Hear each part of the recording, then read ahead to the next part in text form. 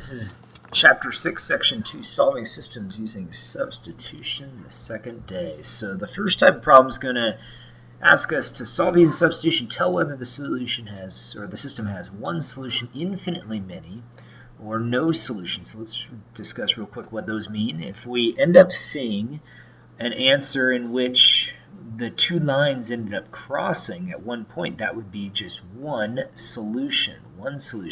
Now, infinitely many means that we would have the same lines. We have got one line, and then we've got another line that's right on top of that same exact line. So it looks something like this.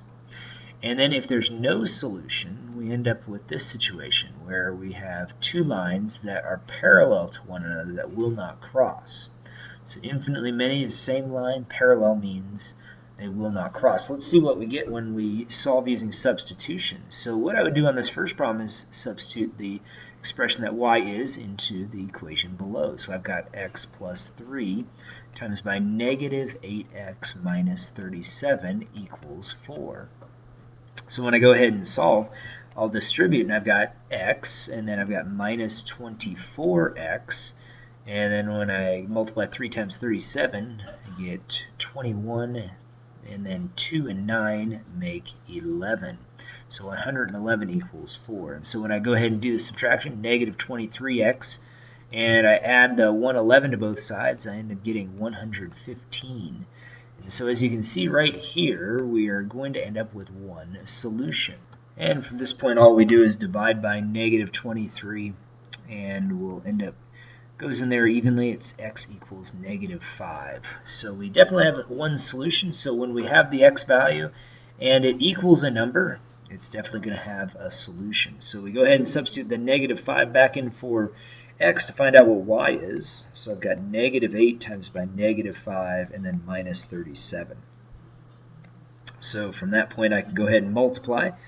40 minus 37 gives us 3. So y is 3 when x is negative 5. That's the solution. That's one solution. Let's take a look at another problem. Again, this is where the two lines crossed. We see that situation kind of like this point here. So in this one, I want to get y by itself. So I'm going to go ahead and multiply by a third. And that's going to cancel out the 3's here. But I have to multiply every number by 1/3.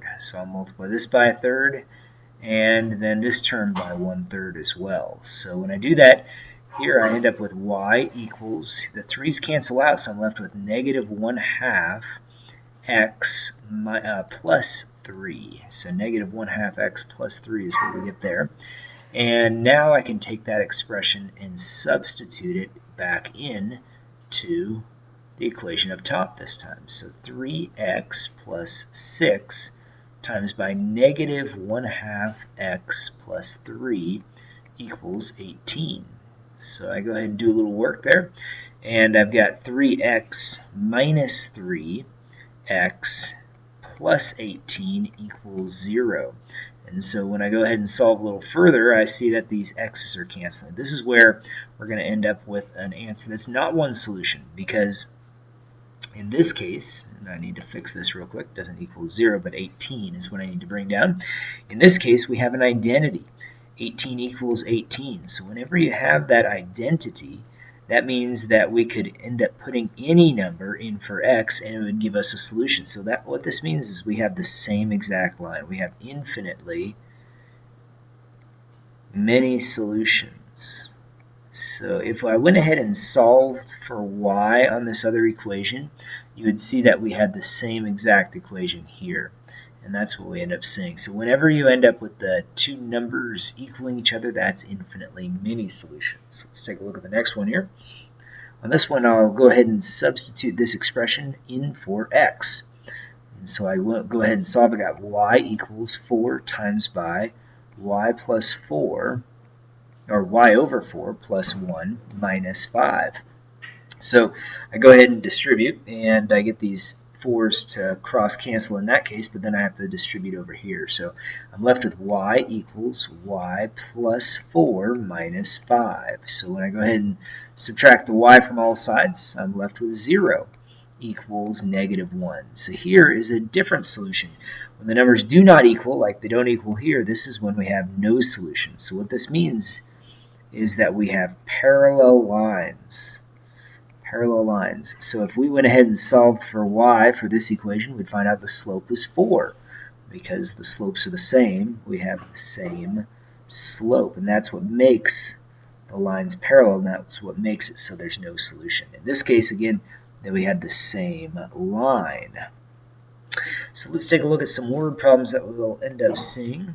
And this first one says a student bought 1 box of crayons and 5 reams of paper for $54. She bought 5 boxes of crayons and 3 reams of paper for $50. And so we have 2 different value equations here. They're giving us the value of each.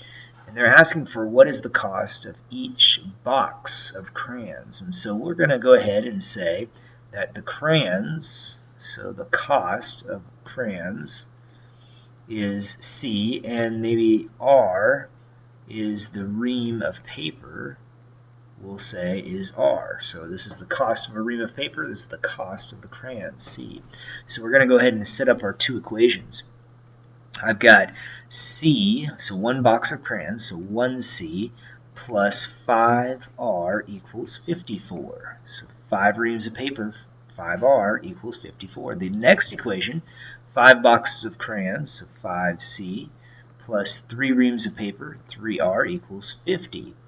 And so we can go ahead and solve by, let's go ahead and get the C by itself. So I'm going to subtract that 5R to the other side. So when I do that, it just moves over. That means the sign switches. So it's going to be 54 minus 5R. And then I can go ahead and substitute that into the equation below. So I'm left with 5 times by 54 minus 5R plus the 3R equals 50. So when I go ahead and distribute, I end up with makes 270 minus 20R plus 3R equals 50. So I'll go ahead and combine these 2 terms, and that's going to end up giving me, that should be 25. Let's fix that real quick.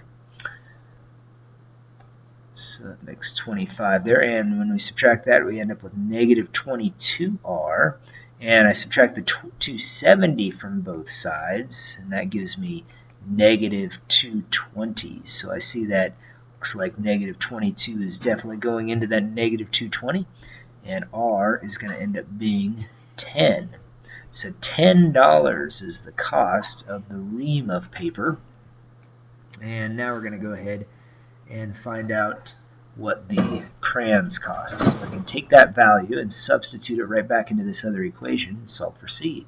C equals 54 minus 5 times 10. And so that makes 54 minus 50, so $4 is the cost of the crayons. Well, and this next one says if the length of a rectangle is twice the width and the perimeter of the rectangle is 30 centimeters, what is the length and width of the rectangle? And so in this case, we're going to go ahead and do this. We're going to say L equals the length, and we'll say W equals the width. And we're going to set up our first one. We've got the perimeter is 30 centimeters. So we've got 2 times by the length and the width equals 30. And so if I divide by 2, I'm left with L plus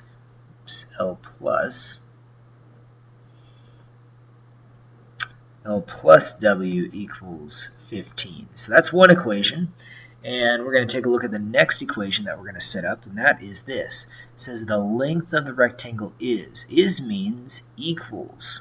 So we're going to say L equals, and then twice the width, 2 times W. And so I'm going to take that 2 times W and put it in place of length right there in that first equation. So I've got 2W plus W equals 15. So when I go ahead and solve, I got 3W equals 15, so W equals 5. So it's going to be 5 centimeters is the width. Now let's go ahead and find out what that length is. Just substitute that back in for W here and subtract from 15. So L plus 5 equals 15, so L is 10. So 10 centimeters is the length, 5 centimeters is the width. And we'll take a look at the next problem here. And it says that the population of a city is 2,500. If the number of males is 240 more than the number of females, how many males and females are in the city? So let's say M is the number of males, and we'll say F represents the number of females.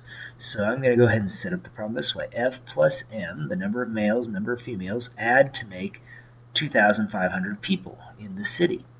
But then it says the number of males is, so M is, equals 240 more than the number of females. So I have to add 240 to the number of females to equal the number of males. So now I'm ready to go ahead and substitute right into this M right here. So I've got F plus, and then F plus 240 equals 2,500. So I'll go ahead and subtract that 240 from both sides, and that leaves me with 2260, and that equals 2F. So when I divide by 2, F is going to be 1130. So that's the number of females. To find the number of males, well, I just subtract that number from 2,500. So that's the number of females plus the number of males equals 2,500. So if I subtract these numbers, this will give me the number of males. So that's going to be 1370 equals the number of males. So those are types of problems you're going to see on tonight's homework. Good luck.